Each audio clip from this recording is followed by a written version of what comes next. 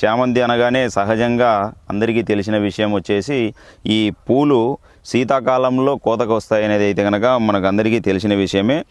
శీతాకాలంలో కోతకు రావాలి అంటే కనుక చామంతి పంటను నర్సరీల నుంచి నారు తెచ్చుకొని జూన్ జూలై మాసంలో కనుక మనము మన ప్రధాన పొలంలో కనుక మనము డ్రిప్ పద్ధతి ద్వారా డ్రిప్ సిస్టమ్ ద్వారా మనం నారు నాటుకున్నట్లయితే కనుక అది వచ్చేసి మనకు శీతాకాలంలో అక్టోబరు, నవంబరు, డిసెంబరు, జనవరి వరకు కూడా మనకు పూలను మనకు దిగుబడి ఇవ్వడము జరుగుతుంది. చామంతి పంట సాగుకు అనుకూలమైన నేలలు వచ్చేసి గరప నేలలు, రేగడి నేలలు కూడా రెండు కూడా అనుకూలమే. కానీ రేగడి నేలలతో కనుక మనం నల్ల రేగడి నేలలతో పోల్చుకున్నప్పటికీ గరప నేలలు అయితేనే చాలా బాగా అనుకూలం అని చెప్పి మనం చెప్పవచ్చు. ఎందుకంటే కనుక గరప నేలలు అనేటివి, ఎర్ర నేలలు అనేటివి వర్షం కొద్దిగా ఎక్కువ పడ్డా లేదా మనం డ్రిప్ పద్ధతి ద్వారా కావచ్చు లేదా కాలువల ద్వారా కావచ్చు, కయ్యల ద్వారా మనం నీరు ఇచ్చేటప్పుడు కూడా కొద్దిగా నీరు ఎక్కువైనా కూడా గరప